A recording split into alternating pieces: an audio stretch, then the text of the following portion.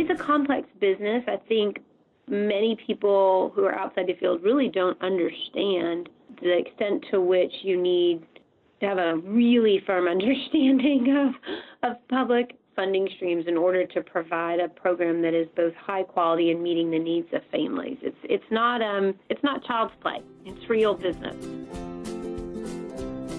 Hi, I'm Ron Spernberg, co-founder and CEO of Hi Mama. Welcome to our podcast about all things early childhood education.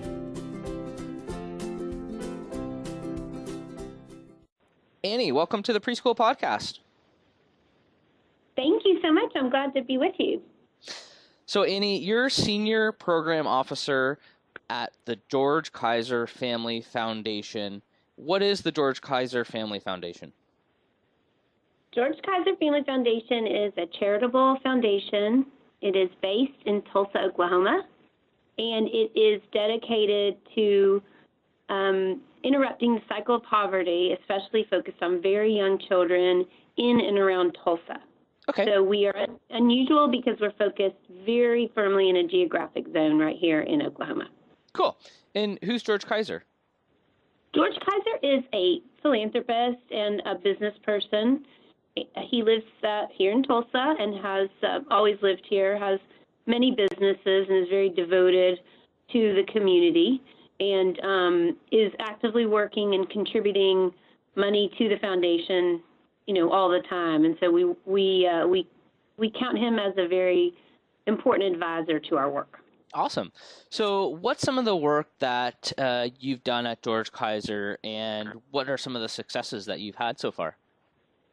So the foundation was formed about 16 years ago, and I've been here pretty much that entire time. We've grown quite a bit, both in terms of the asset size and in terms of staff. The central theme has always been focusing on interrupting the cycle of poverty. And at the time that the foundation was established, George had begun a journey to understand if you're really interested in giving your money away to charitable causes and not interested in retaining your wealth or having your children inherit it, which is something he's talked quite a bit about. He wanted to make his philanthropy really work and not just address the symptoms of poverty, but actually interrupt the condition to the fullest extent possible.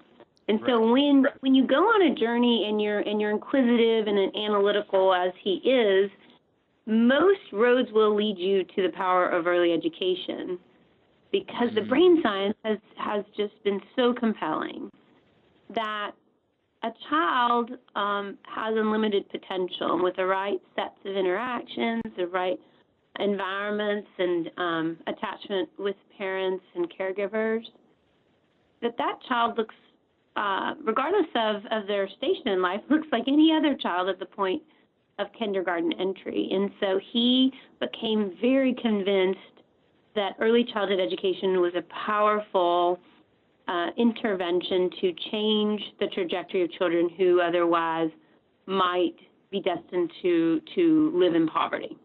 That it was a poverty interrupter, and we've really bet the farm on that. That is the central feature of all of our work, which is birth to 5 high-quality interactions. It's interesting because it sounds like he's almost used, some logical, rational approach to figure out, okay, what's the root cause of, poverty, ongoing poverty, and the best way to interrupt it and where I'm going to put my resources is in early childhood education, which is so cool. Yeah, it is. We're really lucky to have him as an advocate, as a booster, and as someone who really pushes our thinking about how we can expand on what we've developed in Tulsa and the programs in some ways that some instances we've formed, others we've supported, and really pushes us to look at the next iteration of the work. How do we now reach the children who we are not currently reaching? How do we provide services that resonate with families, that they really desire and are seeking, as opposed to creating programs that have thrust upon them that they don't really, really want? And so that's the process that we're in almost all the time. Cool.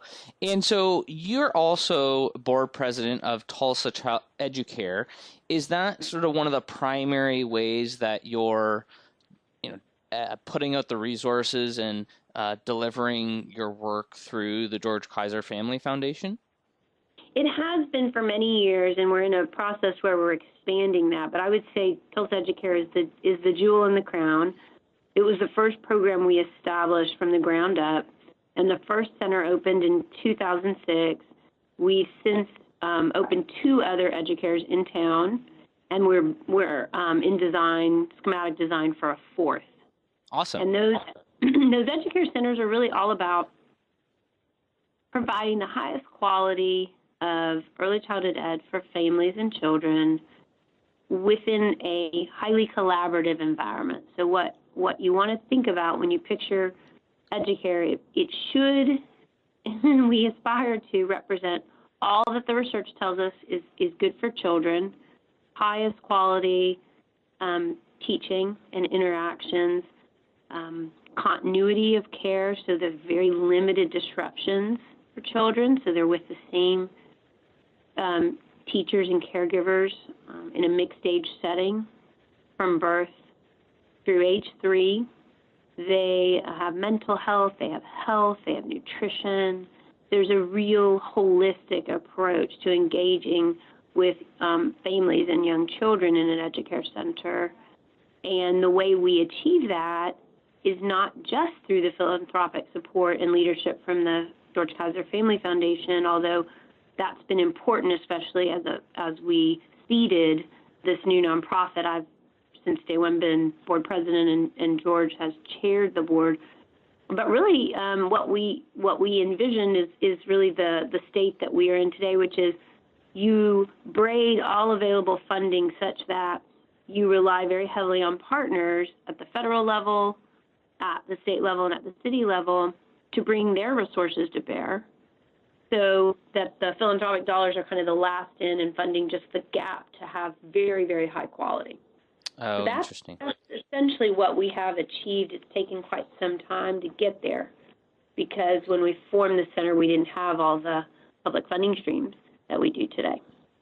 Cool. So a lot of interesting points there. Let me touch on one, which is around the quality of the programs. And as part of that, you're seeking highly trained, degree teaching staff. What impact do you think that has, and why is that so important?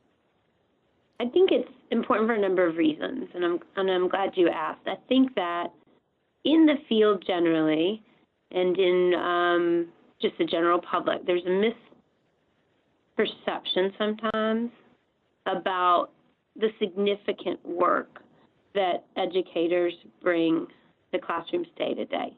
And sometimes, even within the field, we have not professionalized and elevated early childhood educators to the extent we should, that they're doing the very most important work in all of society, in my opinion. And so we know that in order to professionalize and elevate, those are degreed teachers who lead each classroom. They're professionals, and they have received training in early education, and that's what they do day in and day out. And so I think the evidence is quite clear that for child outcomes, especially children from poverty who we need to enter school ready to learn and to not have that achievement gap surface, by age 3 or 4, which we now can see evidence of across society, that they need those babies and young children need highly trained staff. And so for us, in order to ensure that the workforce was ready for educare in Tulsa, the Kaiser Foundation has a separate initiative that is interlaced with educare, which is to provide loan forgiveness for anyone in the community seeking a bachelor's degree in early education, and in fact an associate's or child development associate certificate. Wow. So that cost is not a barrier to entering the field. If you want to enter the field, there is a way to have what we consider a loan forgiveness. That is, you can get your degree and you're absolved of all commitment of debt 25% a year, so that by year 4 you have fulfilled your commitment to GKFF by teaching in an early childhood classroom. The truth is most of our teachers don't move. They stay in our community and are really gratified to be in a center that has a lot of professional development and support and where children are really cherished and valued. So it is the workforce component of what we do in Tulsa is incredibly important. It doesn't exist everywhere. Very cool. Very cool. Now let's touch on a couple minutes on the funding model. So in early childhood education, we've got these for-profit childcare programs, we've got not-for-profit, we've got Head Start at the federal level in the U.S., and you've kind of got this combination private-public funding model. Right. Why have you pursued that model, and why do you think that has been successful? Yeah, so I think I alluded to it before. The cost of providing very high-quality care is significant. And so even though the foundation is large, we're not larger than the federal government.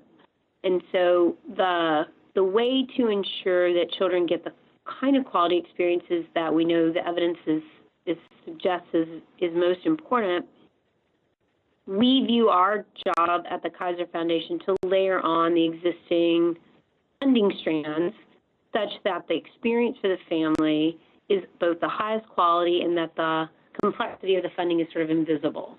So the biggest player in young children from the federal government is Early Head Start, Head Start. I think the standards are very, very high. I think it's an incredibly important component of making children school ready. And so Tulsa Educare has been keen to receive as much federal money as possible. So we try and compete very aggressively for those dollars. They're so important for our families in Tulsa, and we're underfunded in relative to the need. So as you may know, Early Head Start and Head Start, it's not an unlimited benefit. It's capped, and so you apply for funding, and you don't necessarily receive all the funding you need vis-a-vis the poverty that exists in your community. So we seek those dollars aggressively, and then all states also have access. In the U.S., they have access to child care subsidy that usually flows from the federal government to states and then back down to communities. And that system can look quite different depending on the state you're in. In Oklahoma, if a family is within 185% of the federal poverty level and is working or in school during the hours of the day that the child will be in care, that family is eligible for child care subsidy. So at Educare, we make it a high priority to layer in child care subsidy dollars for those families who are eligible. And then there is, food supplement, funding for food from the federal government through the initials are CACFP, and I'm sorry I can't tell you what that acronym stands for at the moment, but anyone in early education in the U.S. is very familiar with CACFP. So that's a benefit that goes from the feds to poor children to ensure that they have the nutrition they need. So all this to say, it's a complex business. I think many people who are outside the field really don't understand the extent to which you need to have a really firm understanding of public funding streams in order to provide a program that is both high quality and meeting the needs of families. It's not child's play. It's real business. Yeah, 100%. And it sounds like it's almost a necessity when you're looking for that super high quality with degree teaching staff and lower child to staff ratios and some of the other wraparound services you're providing. You almost need that combination of private and public funding in order to deliver that. We believe that that's true, and I'll just give you a slightly more regional color, is that the state of Oklahoma adopted universal preschool many years ago, 18 years ago. We were among 3 states in the country who decided to plant a flag around the importance of universal school for 4-year-olds. And that has impacts on early education too, which means that for many smaller centers, their 4-year-olds all of a sudden had a free option. So those families very naturally matriculated to public school for the 4-year-old program. It was a boon for families. The unintended consequence of that is it put a lot tighter financial stricture on early ed centers that were relying on that income. And so in the world of early education, there's a lot of nuance in terms of how centers scale sufficiently in order to just keep the doors open so that they have sufficient income to pay teachers. And another related point on universal pre-K is that the state of Oklahoma was also very shrewd about having high standards, and that meant that it was a degree teacher who is early ed certified. That means that what we do at Educare is we compete with public schools. So our degree teachers need to be paid commensurately with the public schools, or there's no way we will ever have teachers in our classroom. So in terms of pay and benefits, we need to be on par. That is a challenge for sure. And we actually, in Ontario, in Canada, experienced a similar thing where the government provided before and after school kindergarten for families here, and that also had the unintended consequence of the other childcare and early learning programs in the province really struggled financially with that. So yeah, very similar case. Of course, universal childcare is though and has a lot of benefits. One other thing that I wanted to touch on in our interview, though, is Tulsa, specifically the city. Interested to learn a little bit more about, what's unique about Tulsa, and maybe tell us a little bit about what you think the benefits are about your hyper-focused geography with Tulsa Educare just in that city. Yeah, and other really excellent partners. So it's not just about the high quality that Educare is providing. We have a really exemplary Head Start system in town that's called Community Action Project. They have 10 very, very high quality centers around the community that are pretty indistinguishable from Educare. And then, there are other providers in town that are truly excellent. So I think what's special, maybe the original element that brought attention to the community was this sense of, you've devoted resources to universal pre-K. So that kind of put us on the map. And then we had the bubbling forth of this benefactor in George Kaiser who had decided to focus on very early childhood education. So that had a ripple effect, and it meant that programs had the support they needed to form or expand, and there was renewed sense of promise and consensus around the importance of the early years. And then, other community members and businesses and business leaders have also taken note that what we're talking about is preparing children for school, and that really the health and well-being of our community is contingent upon how well children succeed in school, in the public school system. And so you really found that this is a community that's locked arms around the importance of the early years. We've expanded the work of Tulsa Educare here at the Kaiser Foundation and have an initiative that's called Talking is Teaching. So in this community, you'll see in low-income grocery stores and on billboards and on radio stations a pretty steady drumbeat of messages around learning begins at birth, a time with a child is precious, make eye contact, hold him or her, read to her. And so really they're getting, the Tulsa community is getting a lot of messages and touch points around the importance of early learning. I think makes it a community that's both more aware and more committed to the early years. That's actually super interesting. It sounds like something I would love to do is like a research project to like see what the impact of that is in that community. Because obviously something that we face in early childhood education is, educating the community at large about the importance of early childhood education. So it sounds like Tulsa is unique in that way. Well, and there's other communities doing it. I don't know that we've picked the lock totally, because we know the brain science is incredibly compelling.